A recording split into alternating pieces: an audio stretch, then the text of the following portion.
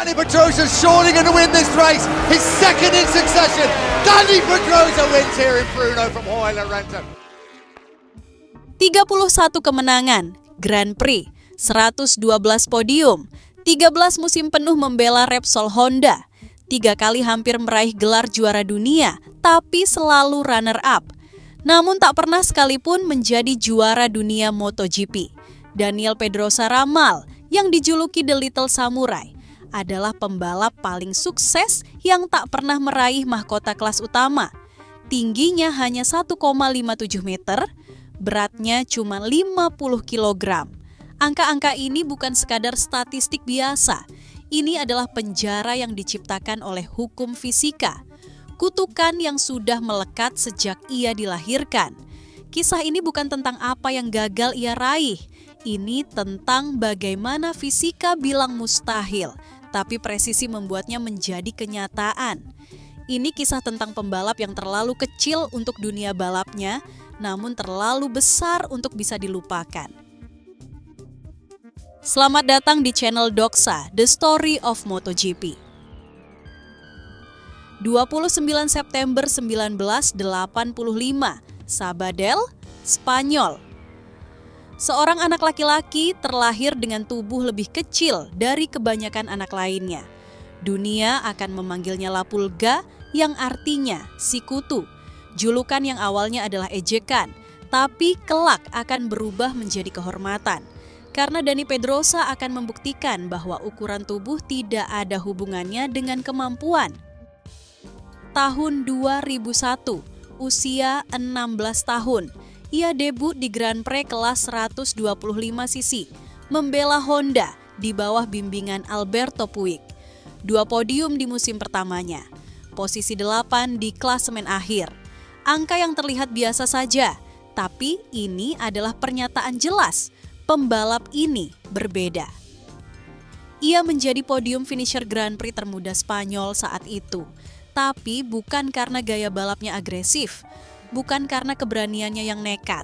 Pedrosa berkendara dengan cara yang hampir tidak terlihat manusiawi, presisi matematis. Setiap tikungan adalah hasil kalkulasi. Setiap bukaan throttle adalah gerakan yang sangat ekonomis.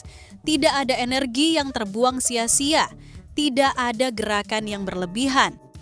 Tahun 2002, 3 kemenangan pertamanya datang. Posisi 3 di klasemen akhir. Dunia mulai menaruh perhatian. Lalu di tahun 2003, gelar pertama tiba. Juara dunia 125 cc dengan 5 kemenangan. Tapi seminggu setelah merayakan mahkota itu, Phillip Island mengirim peringatan pertama. Kecelakaan brutal saat sesi latihan. Kedua, pergelangan kakinya patah. Tubuhnya yang kecil dan rapuh sudah membayar harga pertama. Rasa sakit yang akan menjadi teman setianya sepanjang karir. Namun Pedrosa bangkit, bukan dengan dendam, bukan dengan amarah, tapi dengan cara yang sama seperti ia berkendara, dengan presisi dan kontrol penuh. Tahun 2004, naik ke kelas 250 cc balapan debut, langsung menang. 7 kemenangan dan 13 podium di akhir musim. Juara dunia. Dan sebuah rekor baru, juara dunia kelas menengah termuda pada masa itu, 19 tahun 18 hari. Pencapaian yang mengguncang pedok. Tahun 2005, ia mengulanginya lagi, juara dunia 250 cc secara beruntun.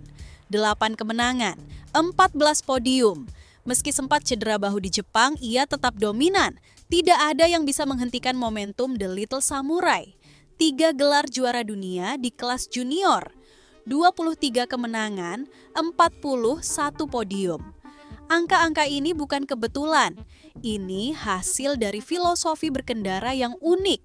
Pedrosa tidak berkendara dengan emosi. Ia berkendara dengan matematika. Throttle kontrolnya sempurna, halus, progresif, tanpa kejutan mendadak. Corner speed-nya terkalkulasi.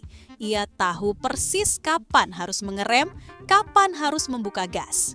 Setiap lap adalah simfoni gerakan yang identik. Konsistensi mutlak. Gaya ini membuatnya unggul di kelas junior, di mana motornya lebih kecil dan lebih mudah dikendalikan. Di mana presisi dihargai lebih tinggi dari tenaga mentah. Di mana kelembutan adalah keunggulan. Tapi tahun 2006 tiba.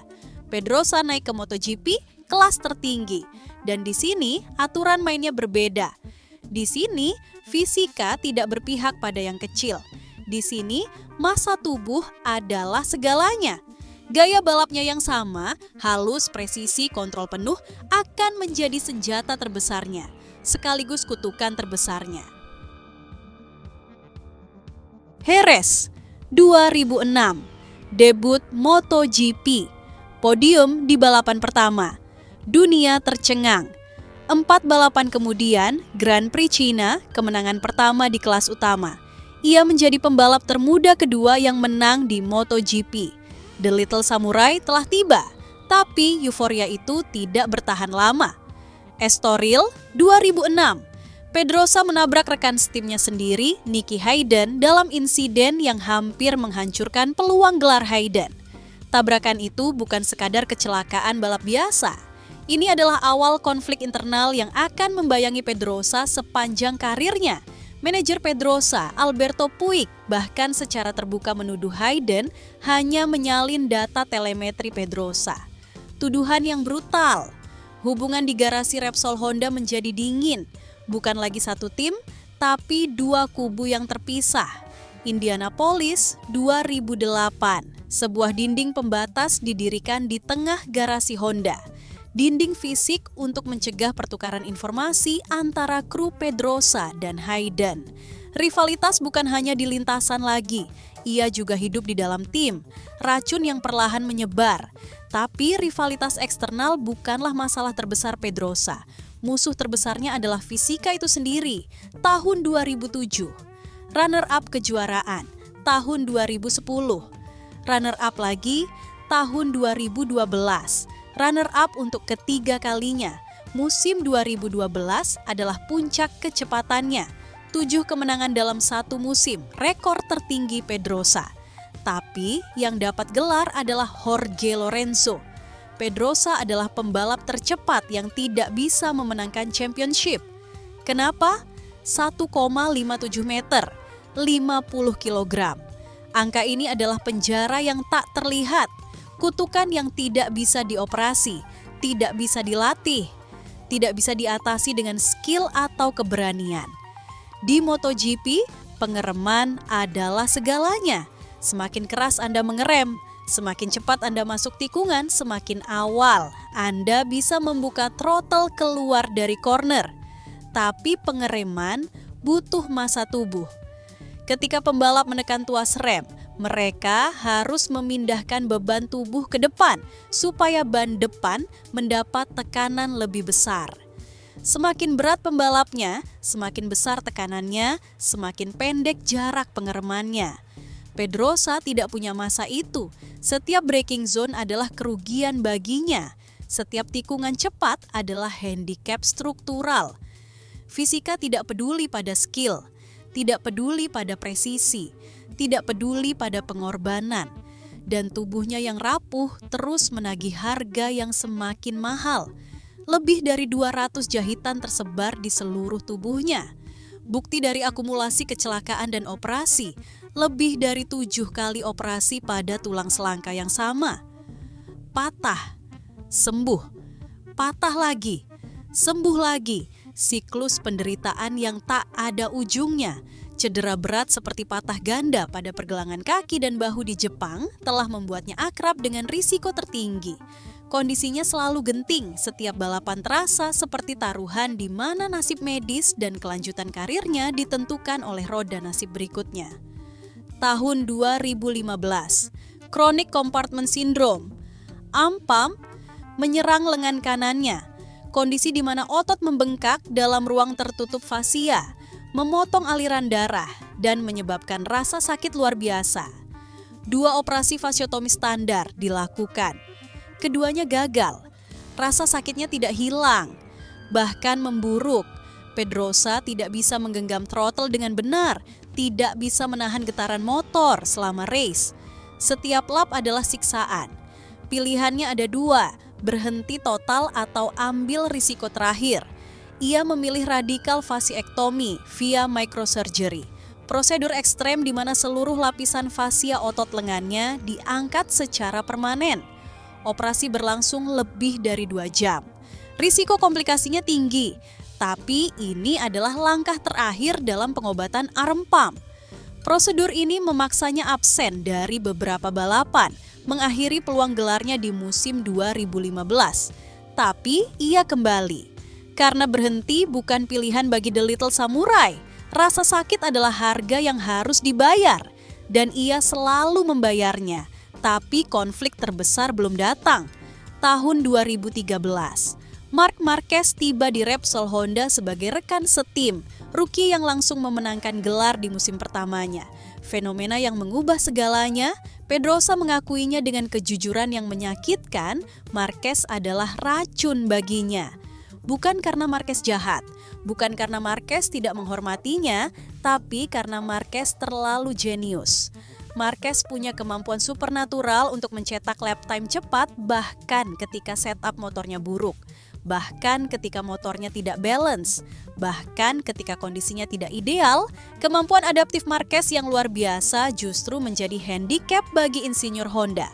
Karena kalau Marquez bisa cepat dengan setup yang buruk, kenapa harus mengubahnya? Tim mulai mengembangkan motor Honda RC 213V mengikuti gaya Marquez yang agresif, kaku, brutal. Motor yang harus dijinakkan dengan kekuatan dan keberanian. Motor itu tidak cocok untuk Pedrosa. Gaya halus dan presisi Pedrosa butuh motor yang balance dan bisa diprediksi. Tapi motor Marquez adalah monster yang menuntut agresi. Pedrosa menjadi korban struktural dalam evolusi Honda, bukan karena ia lebih lambat, tapi karena motornya tidak lagi dikembangkan untuk gaya berkendaranya. Ia mengakui dengan pahit, hal tersulit bagi saya adalah bahwa dia adalah orang yang memimpin pengembangan motor, dan itu menyakiti saya. 13 musim penuh di Repsol Honda, loyalitas yang langka di era modern MotoGP. Tapi loyalitas itu dibayar dengan pengorbanan karir, dengan peluang gelar yang hilang, dengan motor yang tidak lagi miliknya. Tapi di antara semua penderitaan itu, di antara semua pengorbanan itu, ada momen-momen di mana Dani Pedrosa membuktikan bahwa ia adalah salah satu yang terhebat yang pernah mengendarai motor balap. 16 musim beruntun, dari tahun 2002 hingga 2017. 16 tahun tanpa jeda. Di setiap musim itu, ia meraih setidaknya 1 kemenangan Grand Prix, melintasi semua kelas, 125cc, 250cc, dan MotoGP. Tidak ada pembalap lain dalam sejarah yang memegang rekor konsistensi ini. Bukan Valentino Rossi, bukan Jorge Lorenzo, bukan Marc Marquez, hanya Dani Pedrosa. Era berubah, regulasi berubah dari 4 langkah ke era elektronik, motor berubah dari 990cc ke 800cc, lalu ke 1000cc. Ban berubah dari Michelin ke Bridgestone, lalu kembali ke Michelin. Pembalap datang dan pergi, tapi Pedrosa tetap menang. Rekor ini bukan hanya tentang kecepatan. Ini tentang survival, tentang kemampuan beradaptasi lintas generasi teknologi, tentang konsistensi mutlak di tengah perubahan yang kacau. Tahun 2017, Valencia, balapan terakhir musim, kemenangan terakhirnya di MotoGP, podium teratas di kampung halamannya, Spanyol, di depan fans yang telah mengikutinya sejak kelas 125cc. Di sirkuit yang punya tikungan bernama Kurva Dani Pedrosa. Bukan sekadar kemenangan, ini adalah perpisahan yang sempurna. Standing ovation dari dunia yang telah menyaksikan perjuangannya selama 17 tahun. Akhir musim 2018, ia mengumumkan pensiun penuh waktu dari MotoGP. Valencia, sirkuit yang sama, menganugerahinya status MotoGP Legend. Pengakuan resmi dari Dorna bahwa ia adalah bagian dari jajaran pembalap legendaris yang abadi. 31 kemenangan kelas utama, 112 podium. 221 balapan, juara tanpa mahkota, tapi warisannya tak terbantahkan. Di luar lintasan, Pedrosa adalah pribadi yang pendiam, rendah hati, dan mencintai seni. Saat memulihkan diri dari patah ganda pergelangan kaki, ia mulai aktif bermain ski. Bahkan di saat cedera, ia mencari cara untuk tetap bergerak, tetap hidup. Tahun 2019, Circuito de Jerez, Ángel Nieto secara resmi menamakan tikungan ke-6 sebagai Kurva Dani Pedrosa.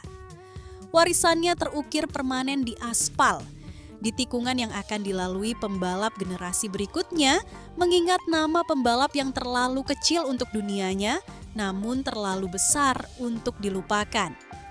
Pensiun bukan akhir, hanya transisi ke bab baru tahun 2019. Dani Pedrosa menjadi Test and Development Rider untuk Red Bull KTM Factory Racing.